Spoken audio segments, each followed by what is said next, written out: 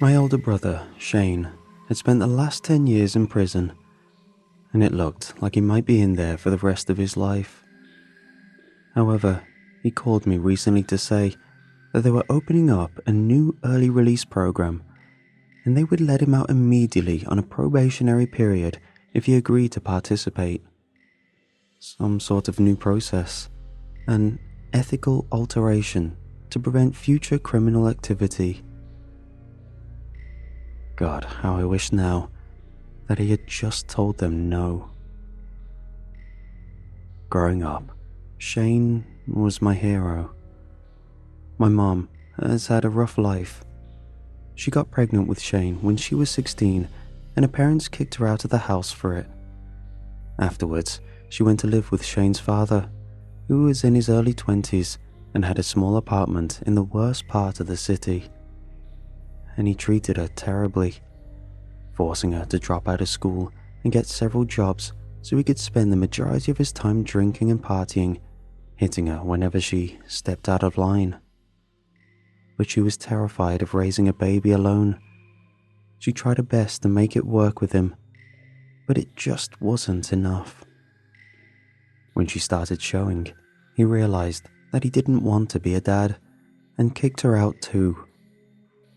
Faced with the prospect of living on the streets, she lied about her age and managed to secure a lease from a landlord in a nearby building that preferred not to ask questions as long as she paid the rent. When Shane was born, she did her best. As she was only 17 and without an education beyond the 10th grade, she continued to work multiple minimum wage jobs and didn't have much time to spend with her new son. Until he was around 6, Shane mostly stayed with an older widow, Roberta, that lived across the hall from them and was sympathetic to their situation. Then Roberta died, and Mom decided that Shane was old enough to just stay at home alone while she was working, or increasingly, staying out late with her friends or on dates. Mom fell hard into drugs and drinking to cope with the situation, and took comfort in the worst men. None of them ever stuck around for more than a few months, but even still, many of them left their mark on my mother and on Shane. Coming of age in this environment of loneliness, poverty and violence, Shane was a troubled child. He was constantly in detention at school, getting in fights with other kids, stealing, and generally raising hell around the neighborhood. That is, until I came along. One of Mom's short-lived flings resulted in a second pregnancy, another boy, and I was born a little over 2 months after Shane's 12th birthday. Seeing that she wasn't going to change her ways overnight and become Mother of the Year, he took it upon himself to be my primary parental figure. He changed my diapers, did the weekly shopping, fed me, bathed me, cooked, cleaned. He did everything that he could to make my childhood better than his had been. It became his mission in life to be the father that neither of us had ever had.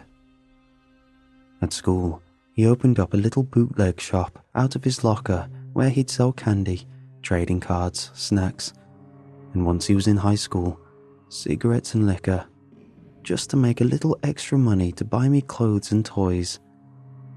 And then, when he turned 16, he took a job at a local auto shop, working on cars in the evening after classes to help pay the rent and our other bills. I never understood where he found the energy to do it all. It was around this time that I started school myself. He packed my lunch every day and made sure that I got on the bus in the morning. With his supplemental income, Mom was able to quit one of her jobs to be home to get me off the bus at the end of the day and to make dinner at night. Now, I'm not sure if he said something to her or if it was just her seeing him picking up so much of her slack, but she began to sober up a little and made more of an effort to be a mother to me than she had with him. It was too late for her to repair much of her relationship with Shane, but I began not to dread the time that I had to spend alone with her. After he graduated, Shane went to work full-time as a mechanic in the shop and started making decent money. With his grades, he could have gone to college, moved away and studied something interesting, made something of himself. But it wasn't even a thought in his mind. His dream was for me to go to college, for me to grow up and do something important. All he wanted to do was save up enough money that he could buy us all a small place out in the suburbs and put me through school. So, he continued to work his ass off, and Mom picked up more hours too. They both put money away each month into our future fund, and I ended up having a largely normal childhood while we counted down the days until we could get out of our crappy apartment. We didn't have much, but we had each other, and that was enough. And just when it looked like we were finally going to be able to make it happen, something terrible happened.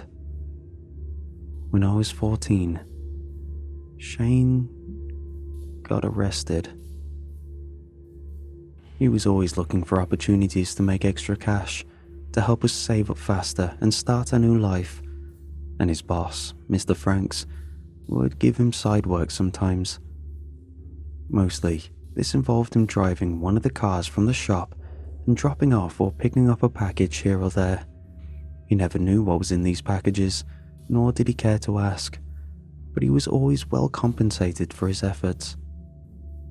Then, one night, Mr. Franks told him that he had a slightly different assignment. Shane was to drive an associate of Mr. Franks to a house, drop him off, wait for him to come back out, and then take him right back to where he picked him up originally. That was all the information Shane had, but it seemed like a simple enough task, and he would be making double his normal fee for doing it. So, he agreed. Things went alright for the first half of the evening. Shane picked up Mr. Franks' friend at the address Mr. Franks supplied, and the man gave him directions on where to go. They didn't speak beyond him grunting, "Go left here, right here, take the next exit," at Shane every so often, and they never exchanged names. It was a little over an hour before he directed Shane to kill the headlights and pull into the driveway of a home well outside the city. The man gave him strict instructions to stay inside the vehicle and leave the engine running in case they needed to make a quick getaway, before exiting and slinking nimbly towards the house. At this point, Shane was apprehensive. He debated simply leaving the man behind and driving back to the city. Yet, he knew the money was going to be enough to put us over the edge and we'd finally be able to get our house. So, he sat quietly and waited, telling himself that the man was just breaking in to steal something or maybe take some compromising photos of someone. But, with the windows down, Shane heard something that made his stomach drop. Several quick pops came from inside the house, and Shane looked up to see flashes of light in the upstairs window corresponding with them. Gunshots. Shane panicked. He threw on the headlights and tried to turn the car around as quickly as he could. No amount of money was worth him getting involved in whatever he was currently involved in, and he was just ready to punch the accelerator and fly out the driveway when a loud bang on the passenger door made him jump. The man was wrenching the door open forcefully and dove into the seat, screaming at Shane to drive and get us the hell out of here. Seeing no other options, Shane obliged and whipped back out on the road while the man kept yelling expletives. Shane realized that he was in severe pain, and when they passed under a street lamp, he saw that the man was clutching his stomach and his hands were covered in blood. "Damn it, asshole shot me. Damn it. I'm losing a lot of blood. I'm not feeling too good." His voice was faltering with each word he spoke, and he suddenly slumped over against the window. Shane tried to shake him, told him to wake up, but he got no response.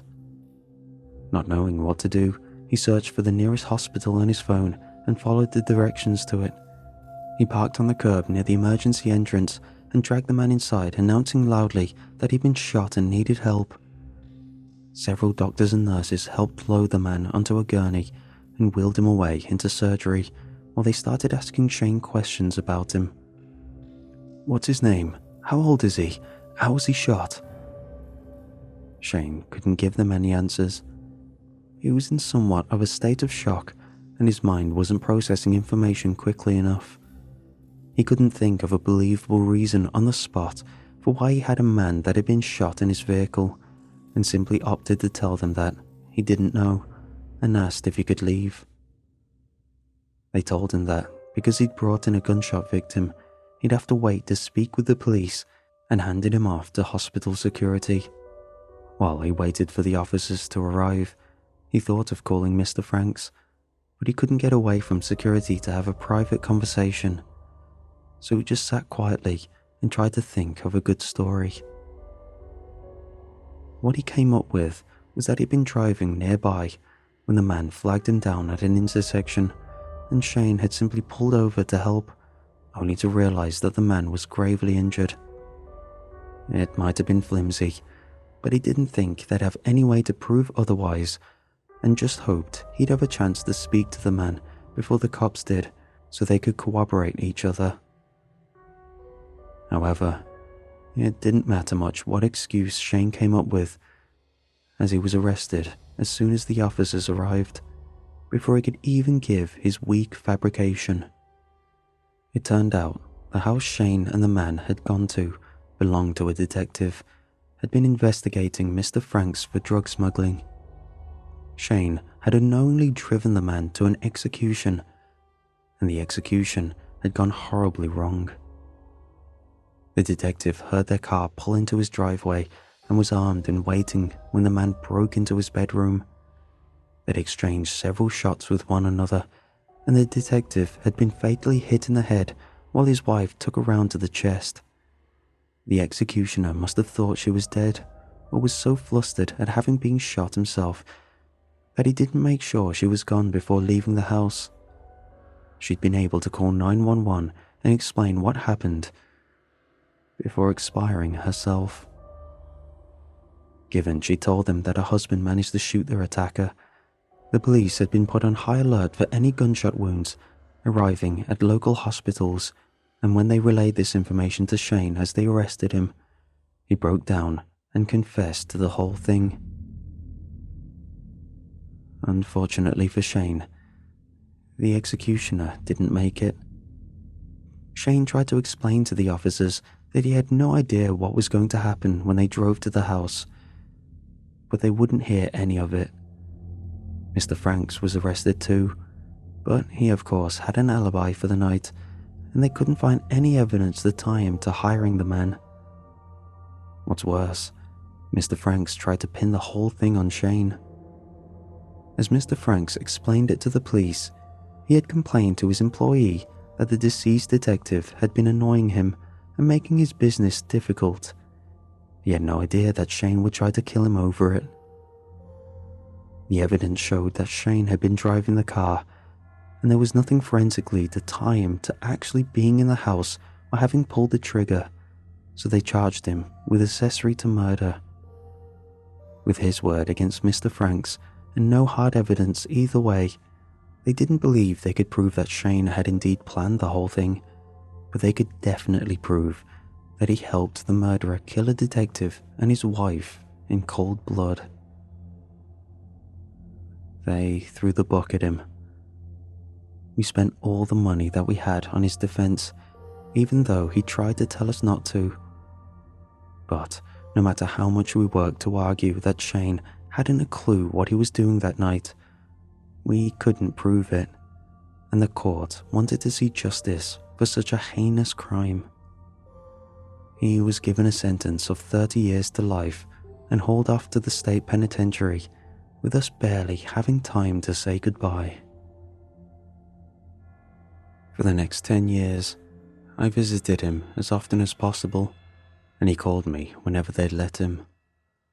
Mum and I had ended up destitute again after the trial, and our hopes of moving on to better things were dashed. She fell back into her old ways, and I was left with the burden of trying to keep us both afloat.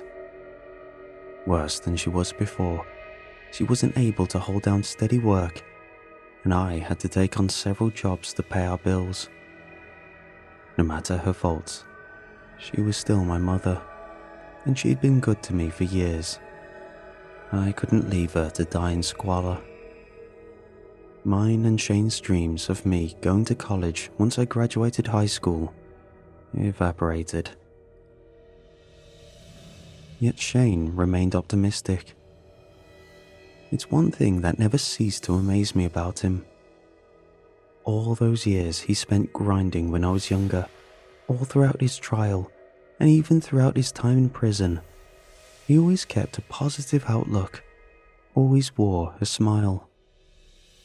Better times were just around the corner in his mind, and he continued to encourage me in every one of our conversations that we'd figure it all out someday. But I knew he was having a hard time with his sentence. He wanted desperately to get out to help me and Mom, and his living conditions were awful. He tried his best to hide it, but he looked sickly whenever I saw him, and often bore the marks of having been in fights. The little food that he did receive made him ill, and he mentioned that he sometimes had to sleep on the floor if they ran out of bunks.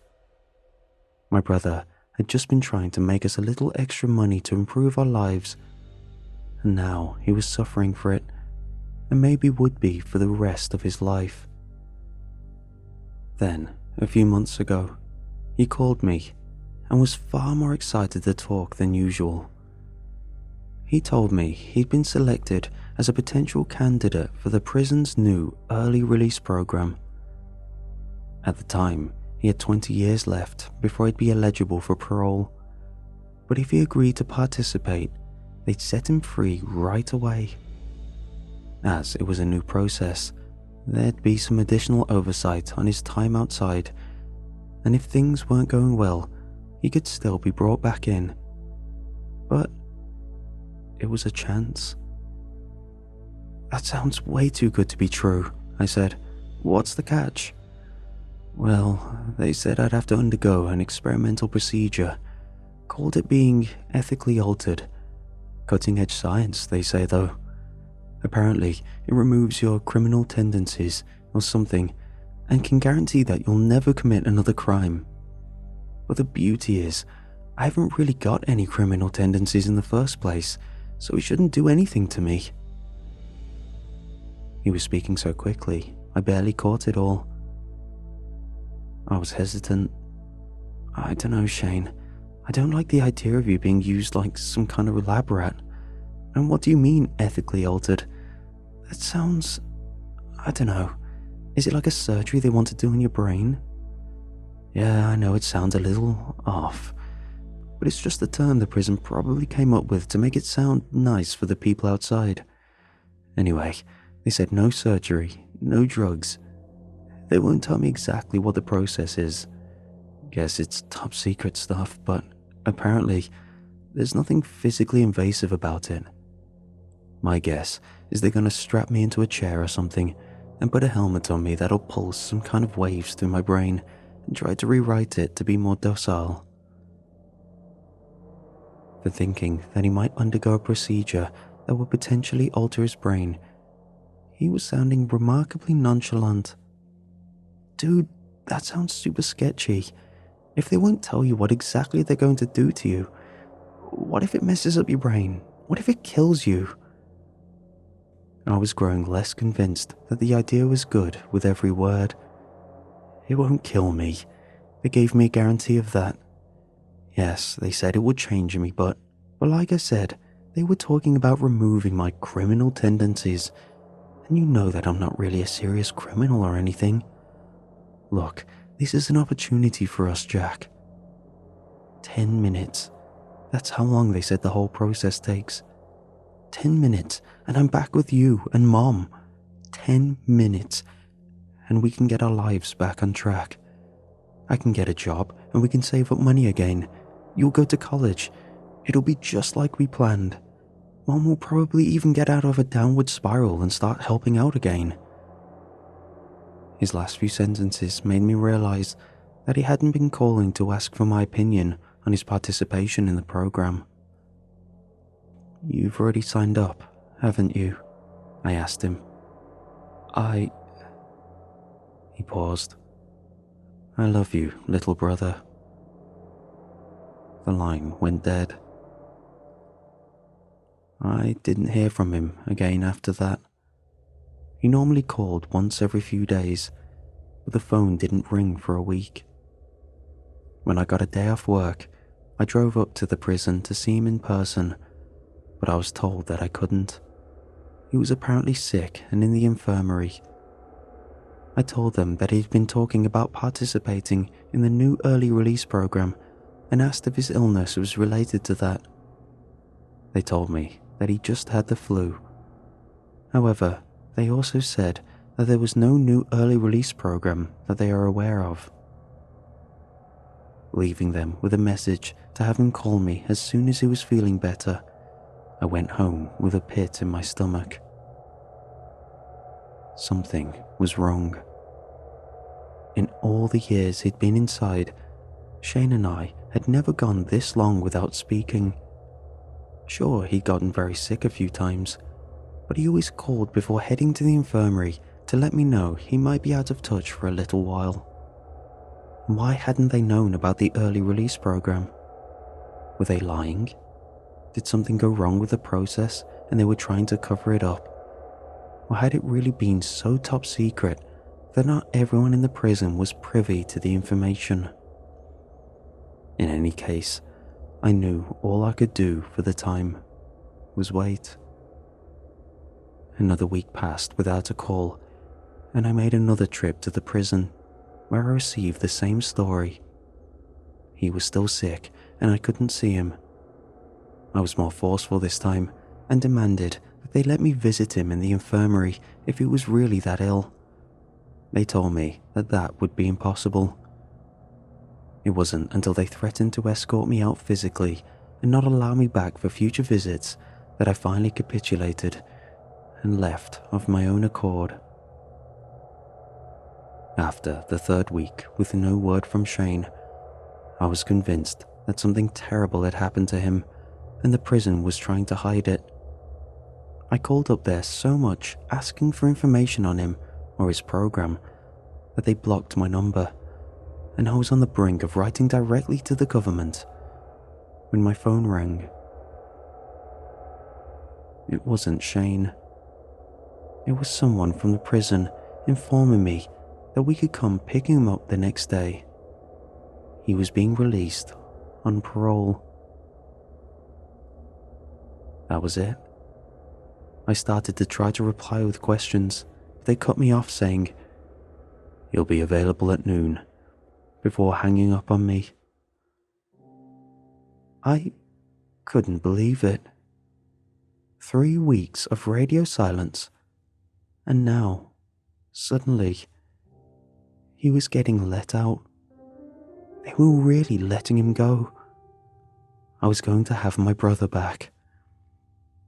But any excitement of mine at having him returned was tempered with wondering what state he'd be in when we brought him home. They had put him away believing that he had potentially had a large part in planning the murder of an innocent man and woman, one of them being a member of law enforcement. What had they done to him that made them so convinced he was no longer a danger to society?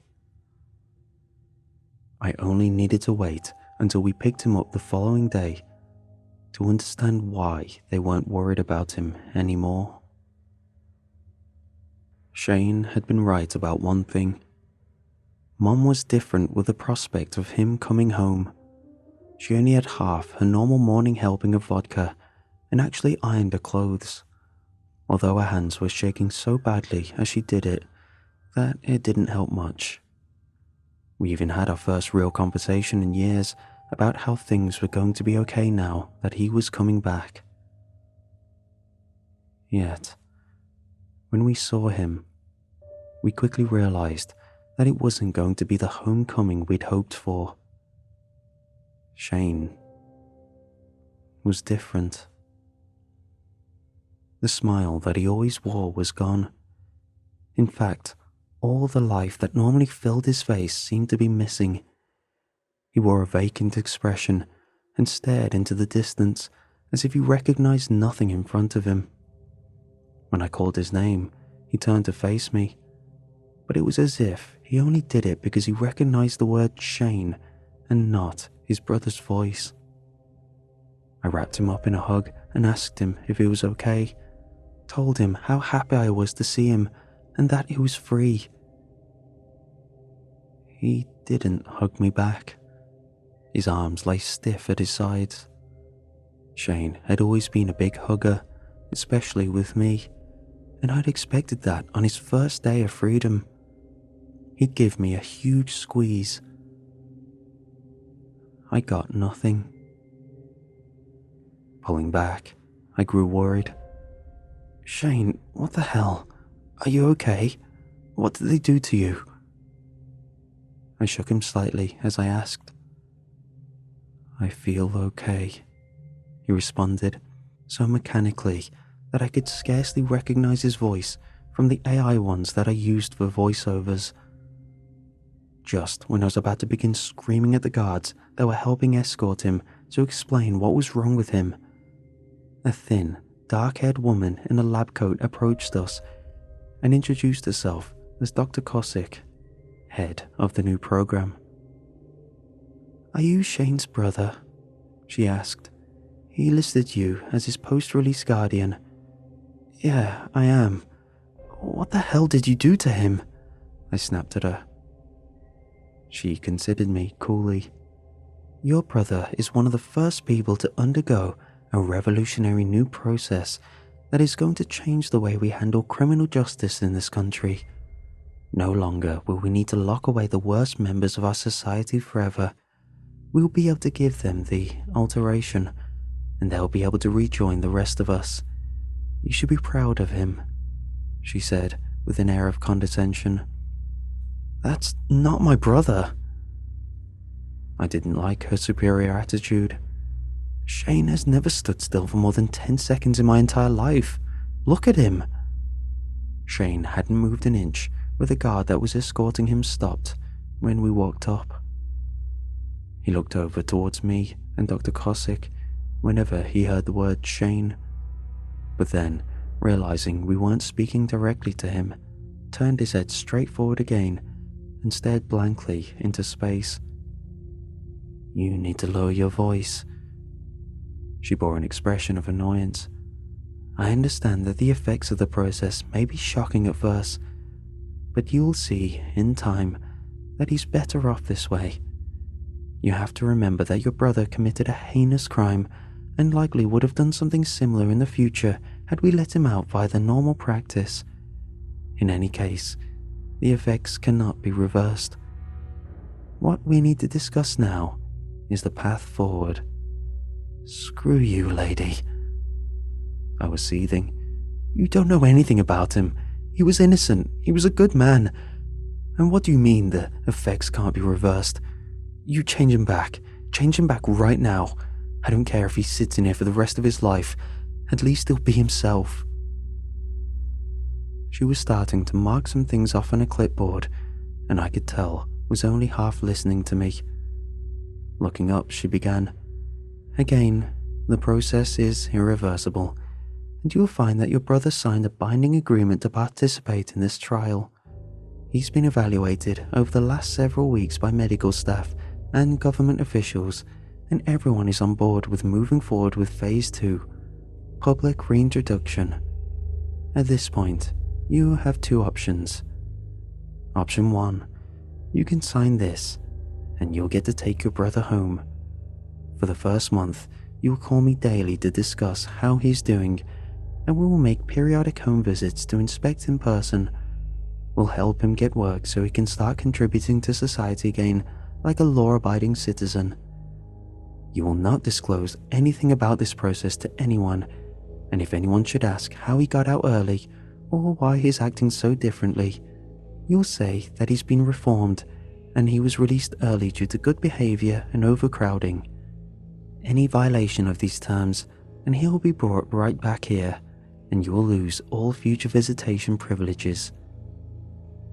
Option 2, you don't sign this and we take your brother back inside right now and you'll lose all future visitation privileges. And before you start spouting off legality or suing us or anything of that nature. She could obviously see the fury in my eyes. You should know that we have the backing from the highest levels. Your case would go nowhere. Now, if you could hurry up and make your decision, please. I have several more of these to do today. She returned to her clipboard. I was shaking with anger, clearly to her. Shane was nothing more than a variable in her experiment. He wasn't a person, a brother, a friend, a human at all. Just a note on a clipboard, an alteration for her to study. But what choice did I have? She had all the power, and she knew it. If I fought her or refused, she'd take Shane away, and I'd never see him again. And if he'd been living poorly before, it would be nothing to how I imagined him living inside now, sitting on his bed day in and day out, wasting away with that blank stare on his face. Wrenching the clipboard from her hands, I signed the agreement.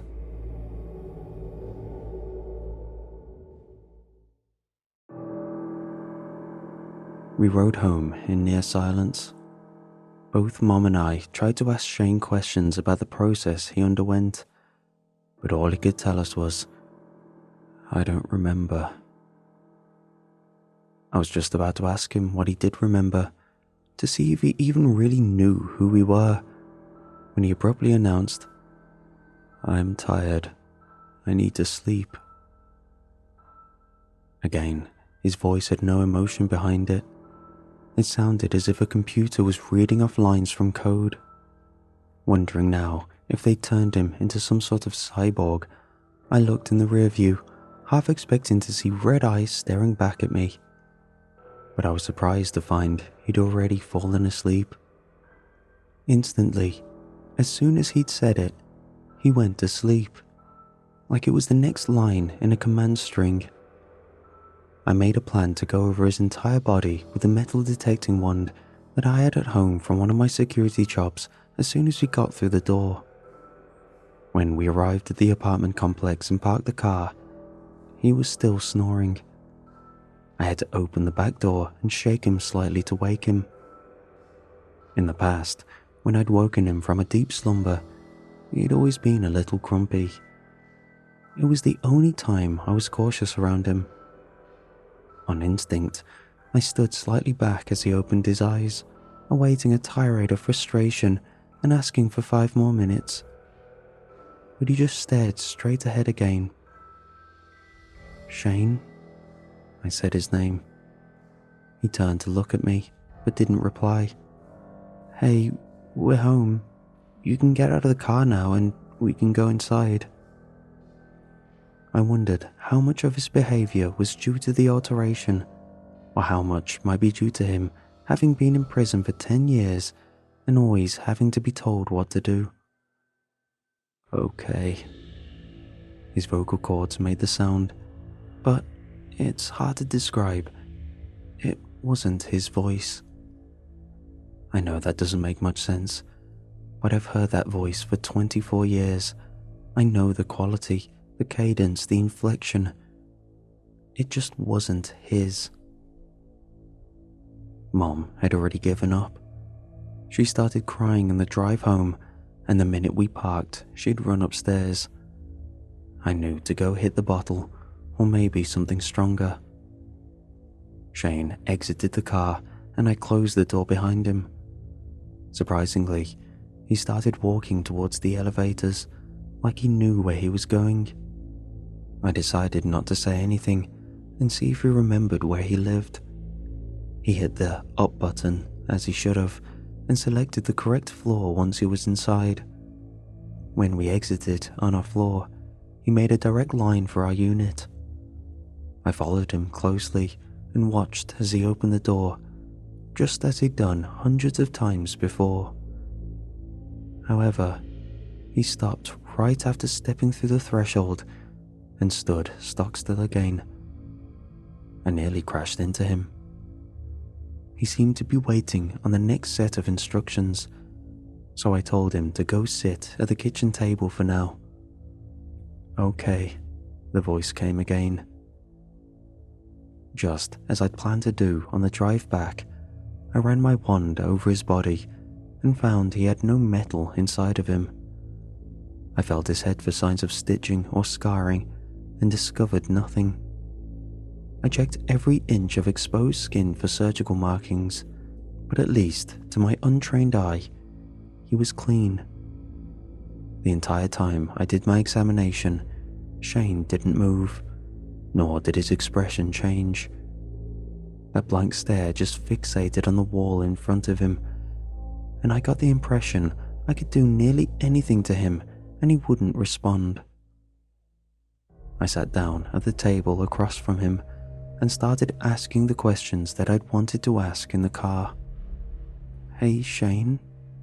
His eyes met mine, and it was only then that we were sitting down and I was looking directly into them that I truly saw that there was nothing behind them.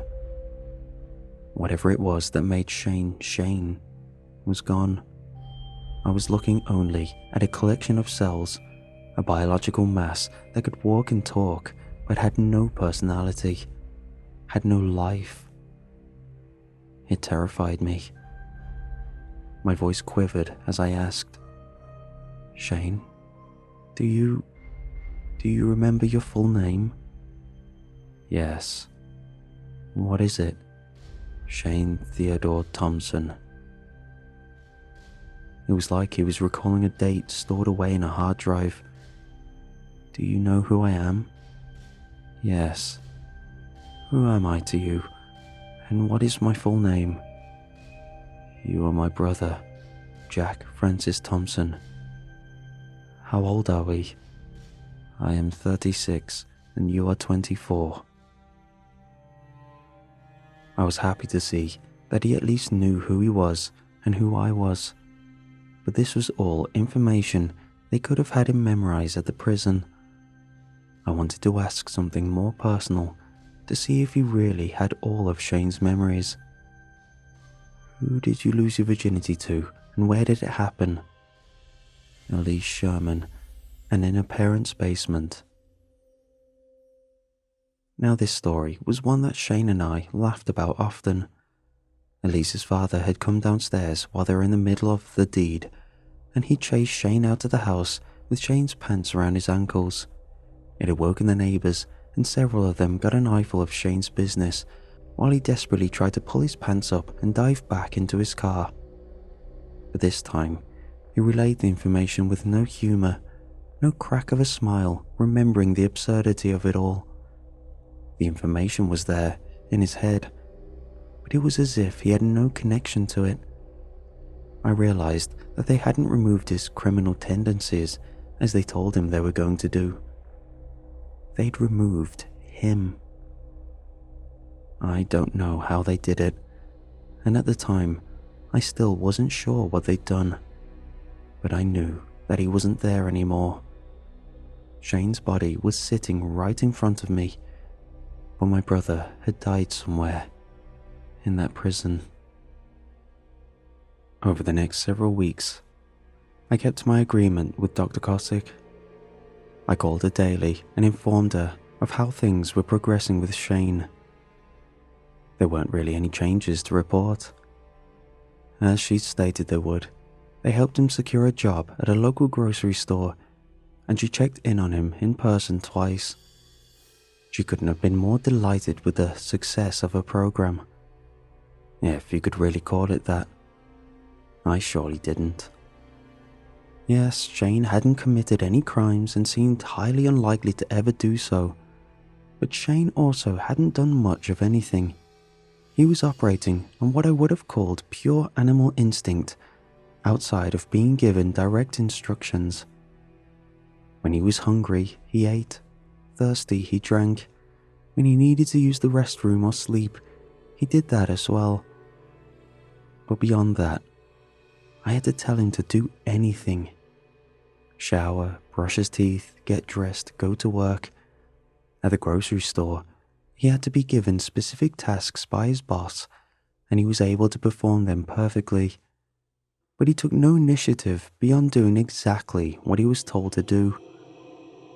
And that's what it seemed our lives would be from then on. Shane had given so much of his life for me, sacrificed his entire future.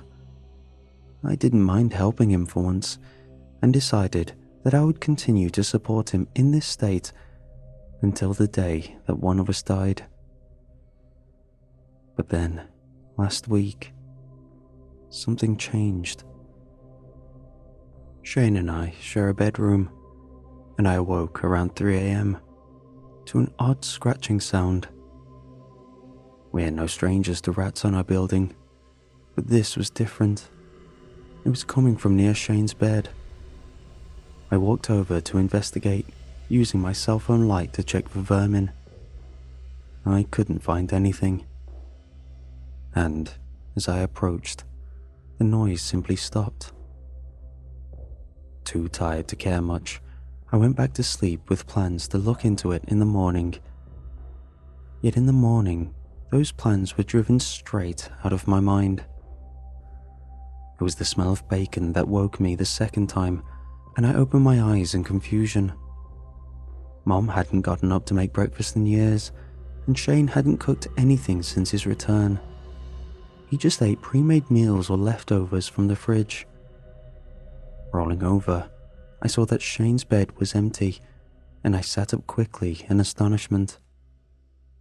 I'd had to tell him to get out of bed every morning since he came back. What was going on? Then, I heard it. Laughter. Shane's laughter drifted through the doorway. Him and Mom were having an animated conversation in the kitchen. I heard my name through the cackles. Bleary-eyed, I walked in to join them and saw that Shane was at the stove, happily frying up breakfast, while Mom was at the table, smiling and having a cigarette. "Speak of the devil," Mom said, and Shane spun around. He ran over to me, spatula still in hand, and wrapped me in a massive hug. Stunned, I only feebly returned it as he said, "Good morning, little brother. So glad you're awake. We were just talking about the time you tried to make me a birthday cake and you mixed up the salt and the sugar." He started laughing hard and pulled back. I was at a loss for words. He was acting just like his old self. Was I dreaming? As he tried to step back towards the stove, I grabbed his face with both my hands and looked directly into his eyes. There was life there again. But still, there was something off about them. A darkness I didn't remember from before. There was a sudden flash of black and I leapt back, gasping. "What's the matter, Jack? Still shocked about how much better looking I am than you?" He laughed some more and went back to his cooking. It was a trick of the light, I told myself. Just be happy, he's acting like himself again. Maybe after a few weeks the effects lessen or something. But I couldn't shake the feeling that there was a coldness in Shane's laughter that hadn't been there before. Whatever my reservations, we had the best family breakfast we'd had since Shane was put away. We reminisced about old times, talked about our future. I nearly cried at how happy I was to have my brother truly returned. After he left for work, I called Dr. Cossack to give my update, and I debated whether to tell her the truth. Shane's behavioral change was positive in my view, but she might not see it the same way. Maybe she'd want to take him back and do the process over again. But the first words out of her mouth when she picked up were, "Is he acting differently today?" She sounded anxious. Her tone made me nervous. Maybe something had gone wrong with some of the other participants. Yeah, he was acting like his old self this morning. He even got up and made breakfast, I replied. Did you notice anything strange about him? How did she know? Nothing serious. I just thought there was a kind of... I don't know.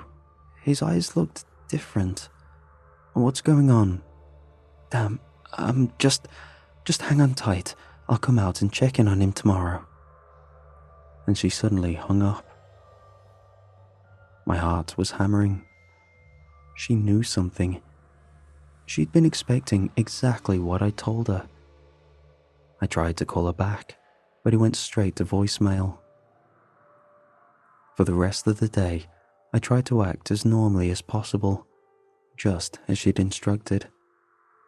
I went to work myself, but had a hard time concentrating. I wondered how Shane would be that evening. But when he returned from his shift, he did so with a bag full of groceries in his arms and announced loudly that he was going to make us a 5-star meal. Seeing his smiling face pushed my concerns down, and I chalked Dr. Cossack's behavior up to her process possibly failing. Maybe whatever she'd done had reversed itself, and she was not, in fact, going to revolutionize criminal justice in this country. With that thought, I wondered if this might be the last night I have with my brother before they hold him back to prison to do more tests or simply lock him away again. I decided, if that was the case, that I should stop my worrying and just enjoy the evening with my family. We ate, we drank, we laughed, we sang. It was a perfect night. Until we fell asleep. I awoke again around 3 a.m. The scratching had returned, louder this time, and I looked over towards Shane's bed. Damn, I whisper-yelled as I sat up and slid back towards the wall. Shane was sitting bolt upright in his bed, with his feet down on the floor. He was glaring at me. There was a malevolent grin on his face, illuminated by the digital clock on his nightstand. "The hell are you doing, man?" I yelped. There was something about his presence. It was dark and heavy. It made the air around me oppressive, and I was struggling to get full breaths in. He didn't reply, just kept watching me. His eyes were cold, and as I stared into them, I caught movement behind him. A shadow was crawling across his wall, a shadow with red eyes and long, spindly fingers. He opened his mouth, and a voices that I did not recognize emanated from it. "Shh, go back to sleep, little brother." There was no love behind the words. It was malice. It was evil. My eyelids sagged and I collapsed back onto the bed. I tried to fight it, but exhaustion overcame me, and I fell back into a deep sleep. The next day, I didn't wake up until noon. Shane had already left for work, and I had 6 missed calls and a flurry of texts from my manager asking why I hadn't shown up for my shift. I played the events of the night before back in my mind and tried to tell myself it was a dream, that there was no way it could be real. But when I looked over at Shane's bed, I saw there were deep gouges in the wall behind it, gouges that looked like they'd been made by massive, clawed hands. Something clicked into place. I formed a theory on what they'd done to Shane at the prison. I think they removed his soul. I don't know how they did it. I don't know if it was magic or if it was science. But I think the soul that had inhabited Shane's body, the very thing that made him who he was, had been ripped out. Dr. Cossack never showed up for a visit, and she stopped answering my calls. When I contacted the prison directly, they said that Dr. Cossack had never worked there and told me there was no record of a Shane Theodore Thompson even serving time at the facility. They've abandoned us. They're trying to cover this up. He's getting worse by the day. He can move things without touching them. I've heard him speak in languages I can't understand. I'm sure this is happening to more of them that went through the process, to more of them that they ethically altered. Because I don't think they considered that if they removed the souls that inhabited these people, they left them open to be inhabited by something else.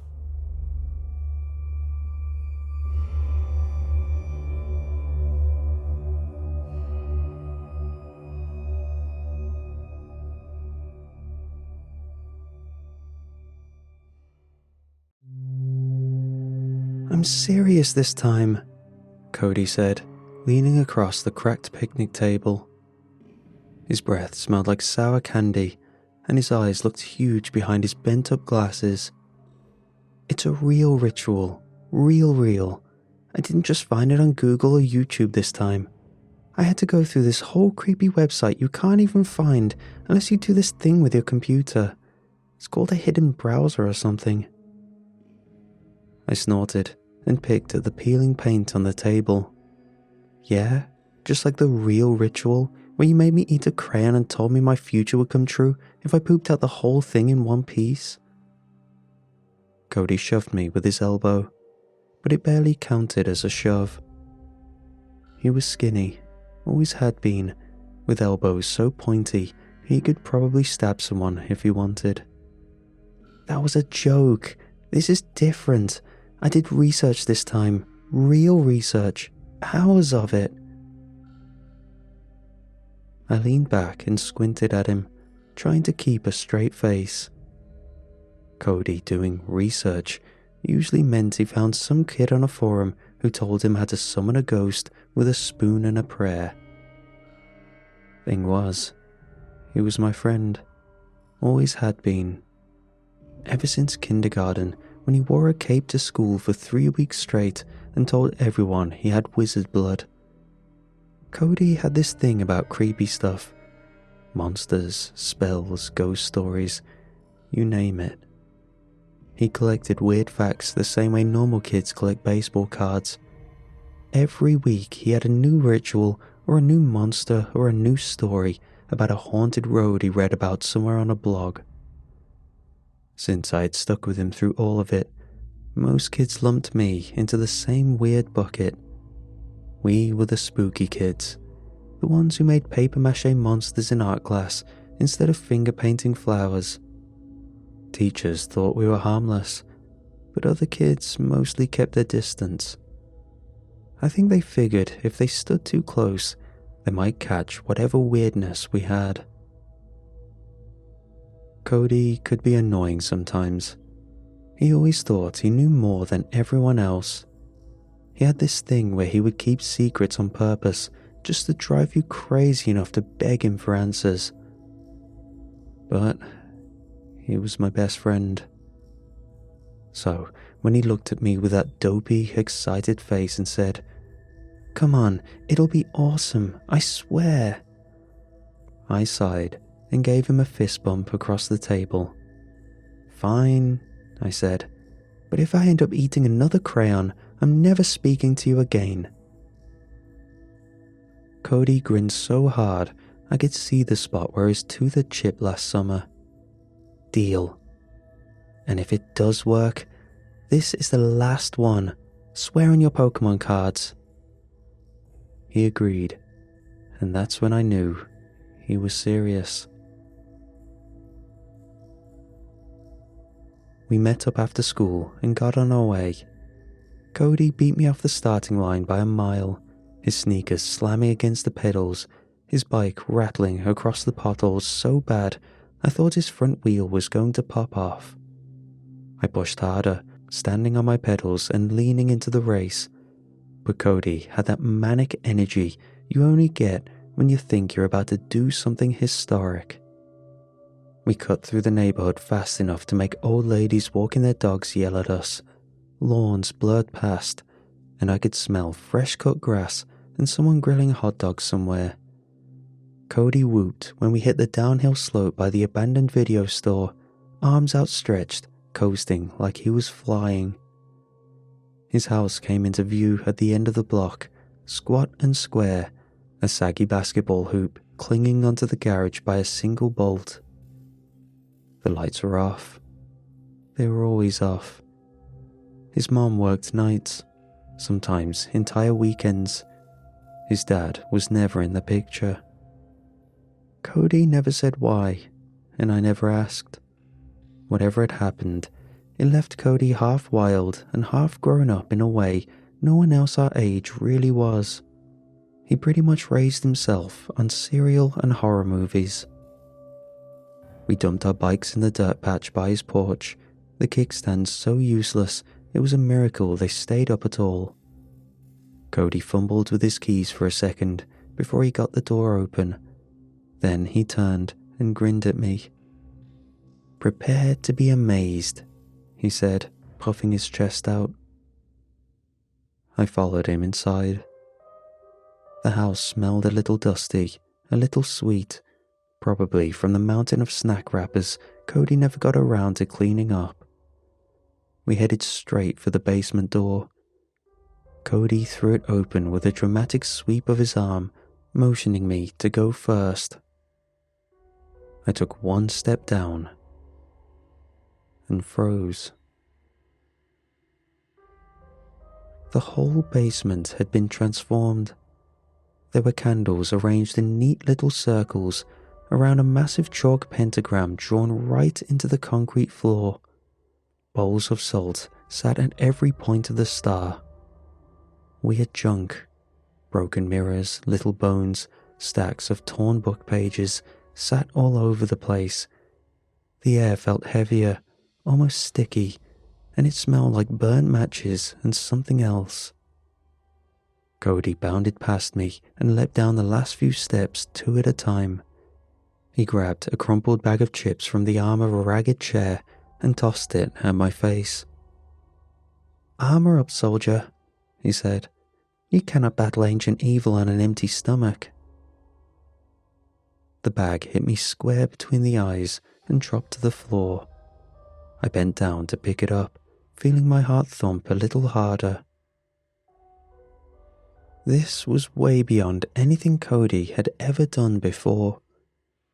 Again, usually his rituals meant chanting into a bathroom mirror with the lights off, or making me stack a bunch of river rocks in a circle and whisper to them until we got bored. One time, when he really talked it up, he confessed afterward that he had made the whole thing up because he thought it would be funny to tell people we fought a ghost by hitting it with plastic baseball bats. But this looked real. I crinkled the bag chip in my hands and gave him a look. "You went full psycho for this one, huh?" Cody just grinned wider, bouncing on the balls of his feet, candles flickering behind him. "Only the best for my last ritual ever," he said. "Swear it." Cody plopped down cross-legged at the edge of the pentagram and motioned for me to do the same. I settled into the spot across from him, cradling the bag of chips he had thrown at me earlier. Crumbs stuck to my fingers already, and I knew he would yell at me if I touched anything important. So I wiped my hands on my jeans first. "Okay," Cody said, pulling a rumpled piece of notebook paper from his hoodie pocket. The lines were crooked and written in his messy, tilted handwriting. He smoothed it out on the floor, squinting at it in the candlelight. "We gotta read these lines together. You gotta mean it too, or it won't work." I stuffed a handful of chips into my mouth and gave him a thumbs up. He cleared his throat, and together we started mumbling through the words.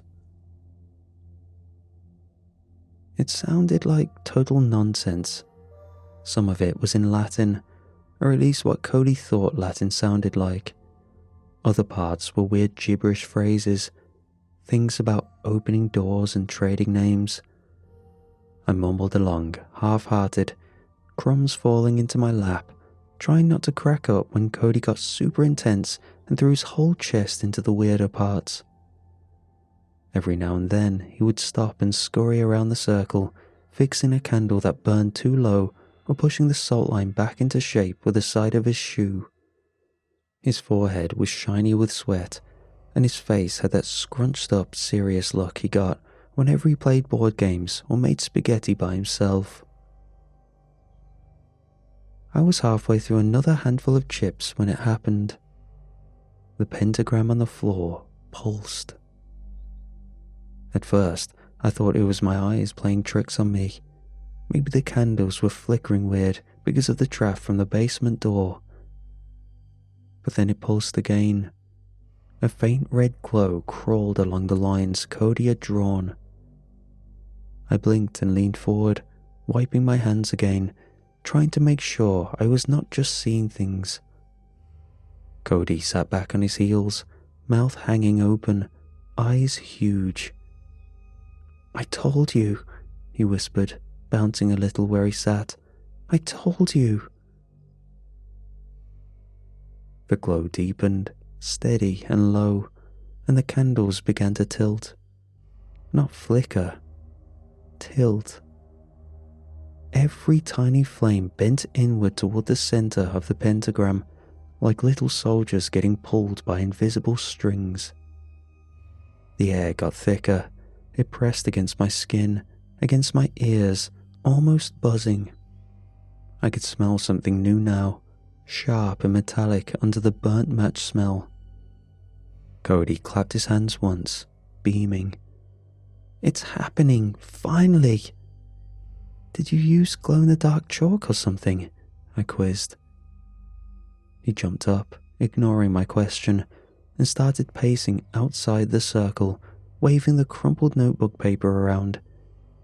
Okay, so there's some rules," he said, excitement pouring out of him. "But trust me, it's worth it. I mean, you have to follow the rules, duh, but there's a reward at the end, and it's supposed to be awesome, like life-changing awesome." He darted back to the edge of the circle, crouching low, his voice dropped to a whisper, even though we were alone. "And there's a failsafe. I can end it whenever, so don't freak out, alright?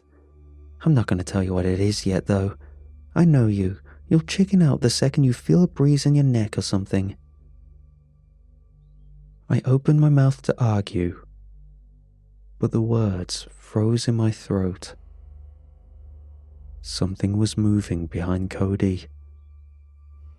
I stared, heart hammering so loud I could hear it in my ears.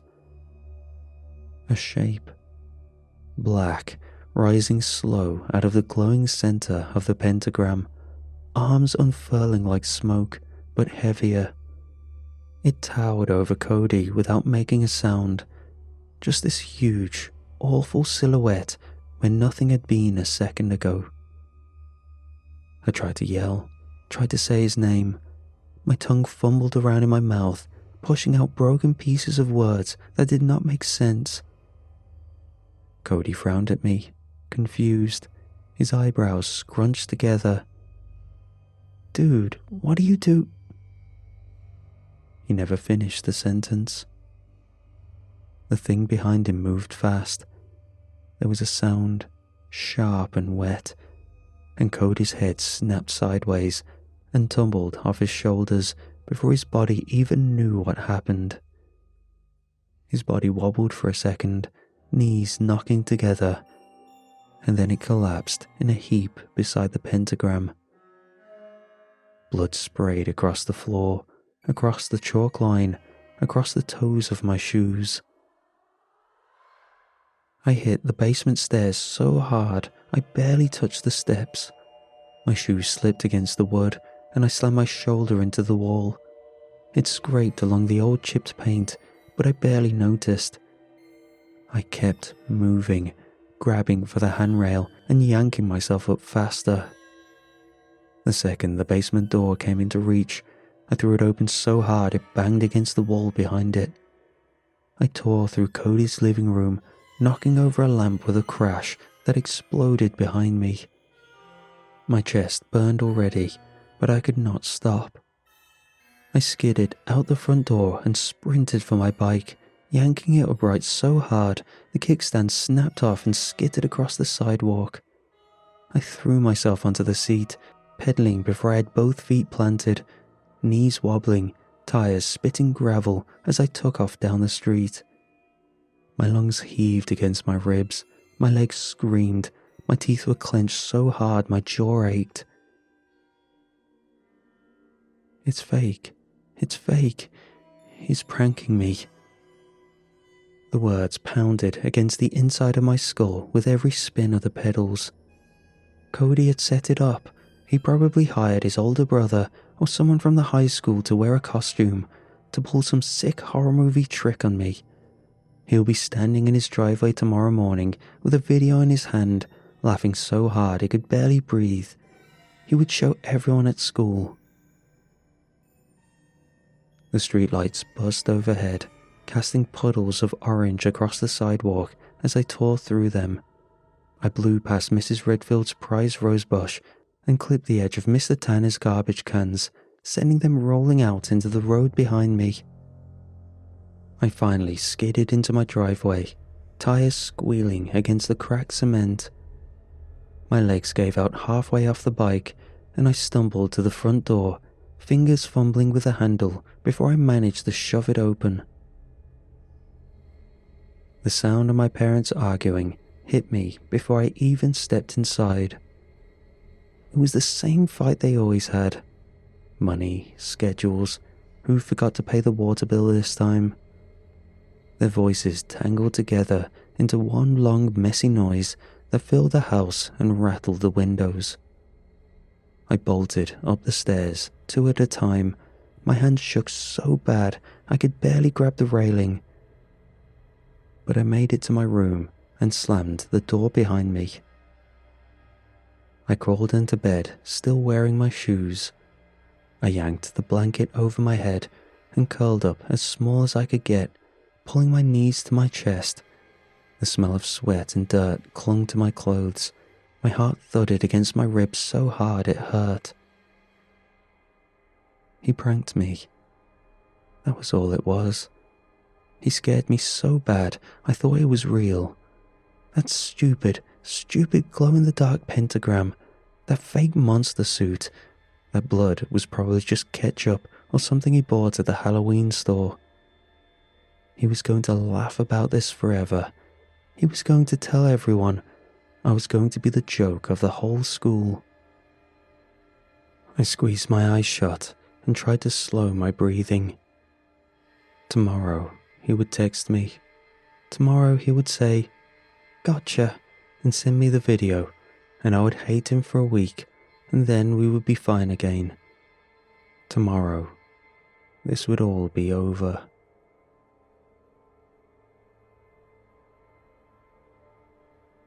My parents kept arguing over groceries.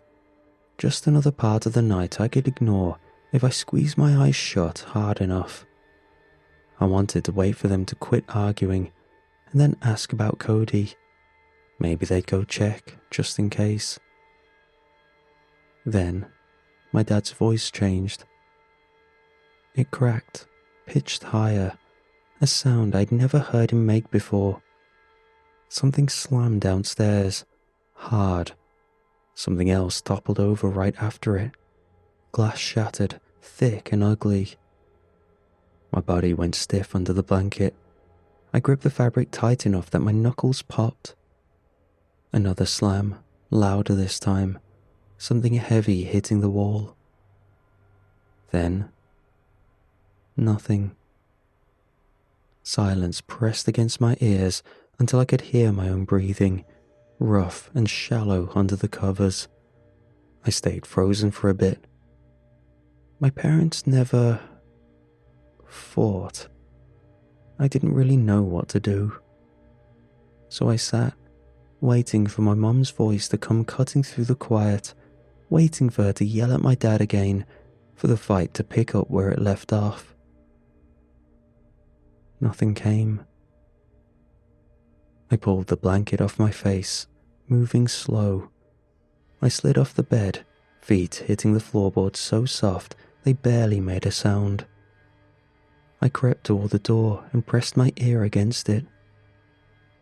Still, nothing. My fingers trembled against the doorknob. The hallway outside stretched, shadows pooling at the edges where the light from my room did not reach. I took one step out, then another. I leaned over the banister and looked down into the living room. For a second, my brain could not make sense of what I saw. The couch was overturned, cushions split open, stuffing spilling across the floor. The coffee table had been smashed into splinters, pieces of wood sticking up in every direction. Blood soaked into the carpet, a deep, dark stain that spread all the way to the walls.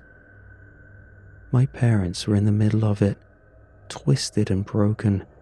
Their faces stared up at the ceiling with wide, glassy eyes, mouths frozen open like they had been mid-scream.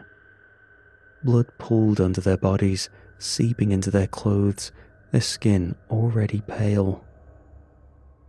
I stumbled back a step, my hand clamping over my mouth before a scream could tear loose.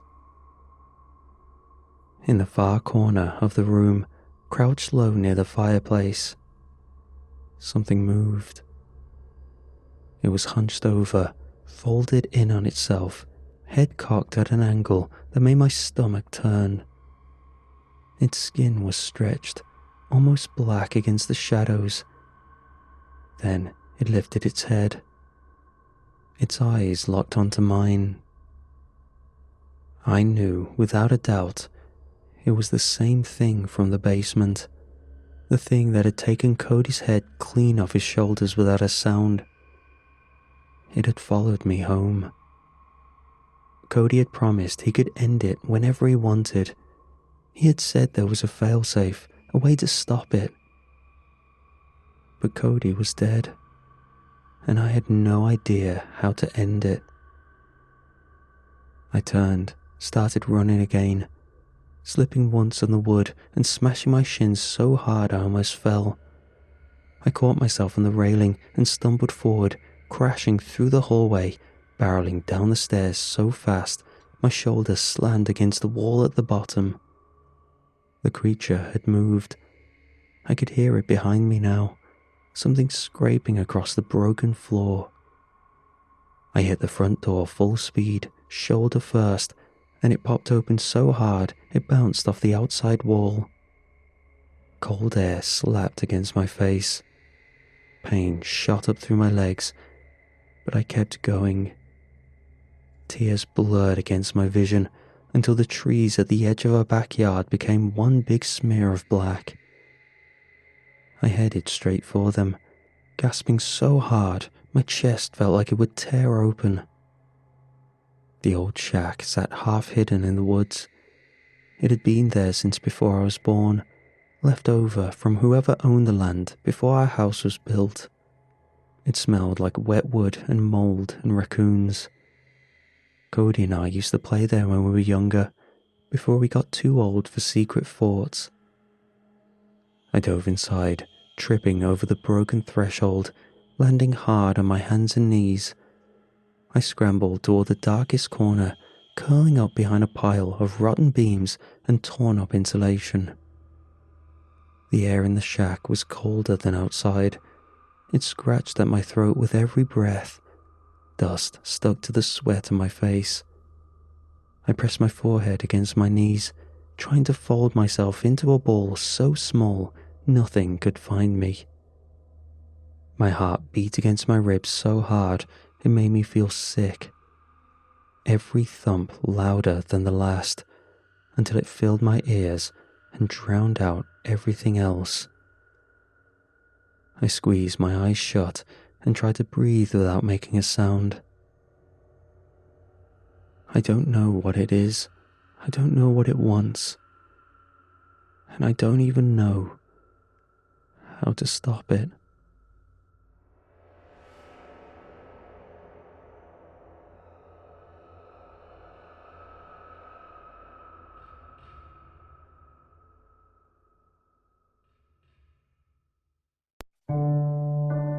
Past the blaring light of the hallway, I could only see her silhouette. "There's a monster in the closet," she said. My wife was more awake than me. She started to get out of bed. "No," my daughter said. "You don't go, Mummy. Daddy is braver." "Peter, you hear that? Apparently you're braver," my wife mumbled as she slid back into the covers. "I am," I said. The girl took after her mother with the overactive imagination. This wasn't the first time our daughter had woken us up in the middle of the night with abstract fears, and I feared it wouldn't be the last. As I dug my slippers out from beneath the bed, I convinced myself that with a bit of rational thinking, I could put an end to these 2 a.m. wake-ups. "It's the squiggle again," she whispered, dangling her legs from the bed. The squiggle was just another in a long list of creatures that would hide in my daughter's closet. There were goblins, there were bears, and after a fumbled explanation of world politics, Osama bin Laden shared the closet space for about a month. That night, it was the squiggle. She kept on looking at the closet door, expecting me to open it like I always did. But I didn't. Instead, I sat down next to her on the bed. "Can you describe the squiggle to me, Annie?" I said. She looked back at the closet as if she was asking it for permission to speak. "It doesn't feel real," she finally whispered. "Well, Annie, that's because it's like spaghetti, but with eyes, and it's on fire." Her eyes were filling up with tears again. "It doesn't feel real. It's like a drawing that no one should ever draw. It doesn't feel real."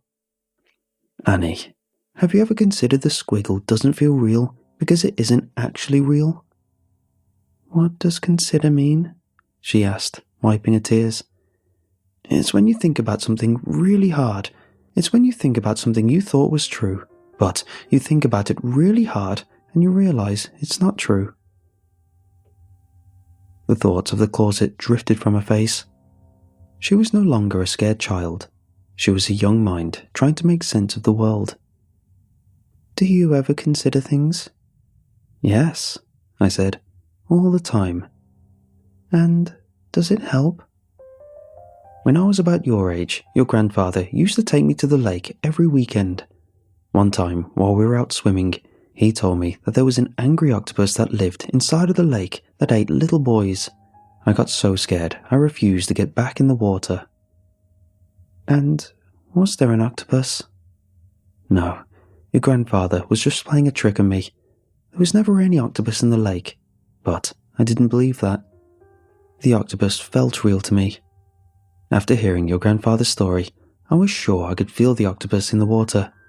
I was sure he was there." "But then you considered that he wasn't there," my daughter said thoughtfully. There was awe in her voice, as if I'd revealed some grand cosmic secret to her. "You considered, and you weren't scared anymore." A bit of the summer breeze drifted in through the open window. My daughter no longer seemed scared. I felt like a good dad. "Do you want to consider that maybe the squiggle is just a figment of your imagination?" "What's a figment?" "It doesn't matter. Just consider that there is no monster in your closet." "Okay." She shut her eyes in concentration. For a moment, she struggled with the thoughts, but then her eyes opened. She smiled. "Thank you, Daddy," she said. Outside, the sky was a chaotic smattering of stars. Somewhere off in the distance, a police siren crawled into the night. I was the only one looking at the closet. "Not scared anymore?" I asked. No, I consider the squiggle might not be real, and now I'm not scared. Great, I said and got up. Good night, Annie. Good night, Daddy. She pulled her unicorn covers over herself and shut her eyes. I looked at the closet. It was covered with cartoon horse stickers that had fused themselves into the wood. The closet would forever remain covered in ponies. It perplexed me how anyone could be scared of such a harmless piece of furniture. Hey, Annie, I said, eyeing the closet handle. Want me to check inside of the closet? She sat up in bed, confused. Why? There's nothing there.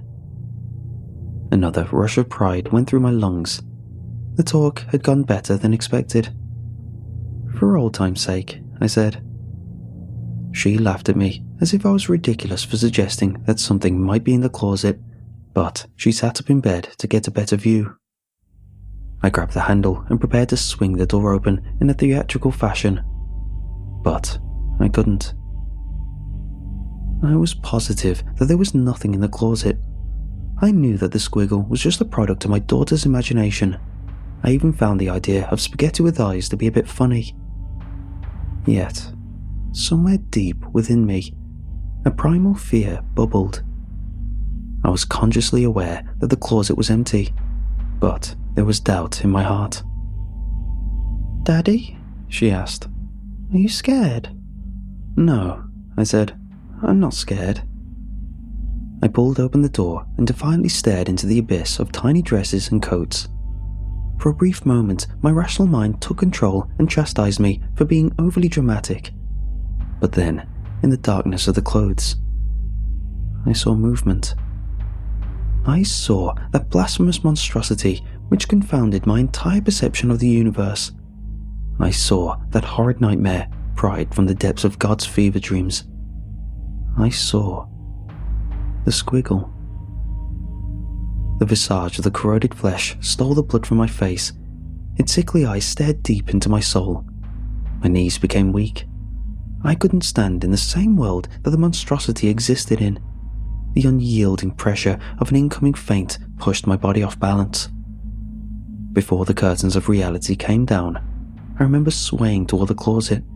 My face became intimately familiar with one of the cartoon horse stickers my daughter had attached to the furniture. With a dull wooden thud, I lost consciousness. I awoke to the sensation of frozen peas pressed against my forehead.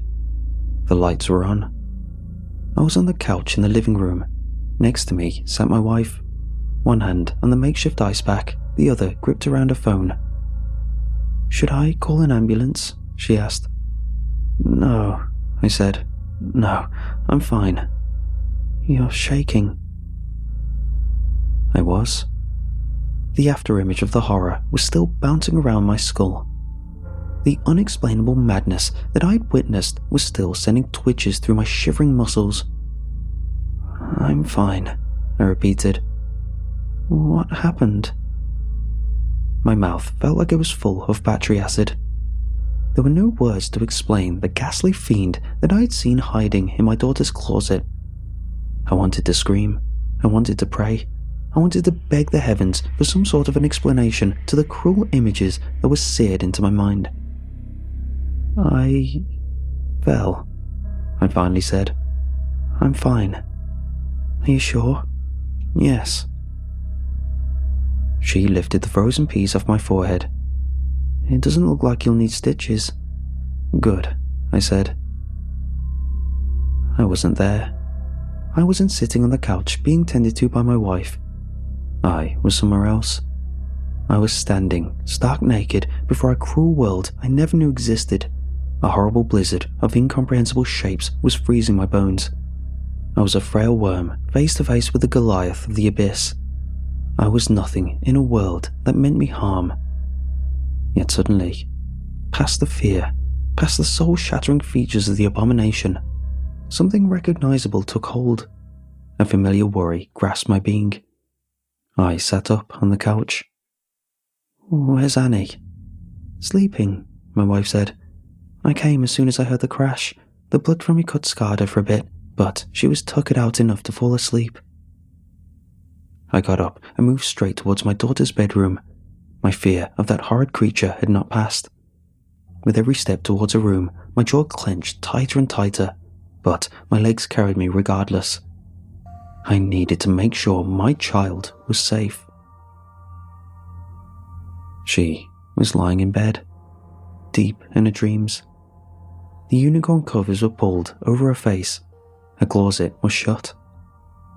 "Are you coming back to bed?" My wife's touch made me flinch. I couldn't keep my eyes off the closet. There was a dark spot where my forehead met the furniture. "I'm going to clean up the blood," I said. "Don't wait up." "Are you sure you're fine?" "Yeah," I lied. The damp cloth from the kitchen didn't make a difference.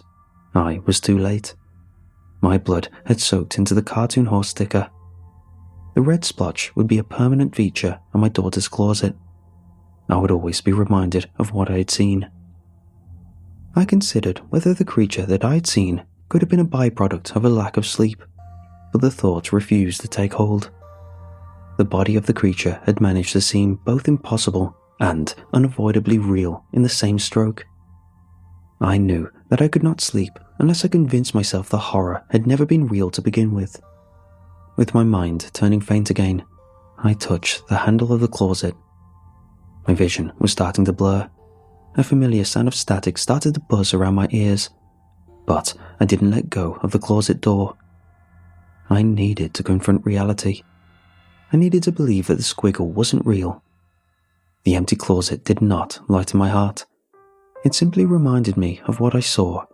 It simply made the memory of the burning bush of flesh and eyes shine brighter. "The squiggle ran away." She looked at me from a unicorn bed. There was a calmness in her voice which suggested the hellspawn we had both witnessed wasn't a thing worth worrying about. "You saw it? You saw that thing?" She nodded her head.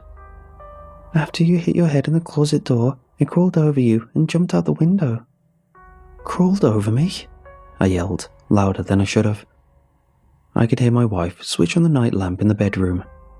"Yeah," my daughter replied casually. "The squiggle went over your tummy and out the window. It's okay. It's not real." The thought of those wet strands of flesh crawling over my body made me feel incurably violated. My abdomen was no longer my own. It belonged to that horrible nightmare. "But you saw it?" "Yes."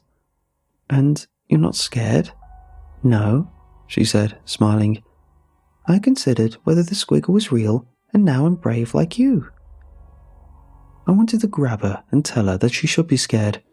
I wanted to tell her that what she saw, what we both saw, was something that should inspire wails and despair. But her innocent smile made me turn away. Her fragile mind had made peace with the squiggle.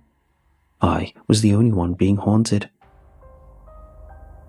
"Good night, Annie," I said, closing a window and locking it. "Good night, Daddy," she replied, descending back into a blanket. My wife was standing in the doorway of the bedroom, concerned. I told her I couldn't go back to sleep. I told her I needed to be alone. I told her I was going to watch some television. The screen is tuned to the static of a dead channel. The ashtray is full and the bottle is half empty. We live in a universe that means us harm. We live in a godless world where unhealthy abominations hide in little girls' closets. Regardless of how much I drink or how hard I try to rationalize, I cannot convince myself otherwise. All of the windows in the house are shut and locked, but I can hear the birds starting to sing outside. A new day is starting, but I am unable to face it.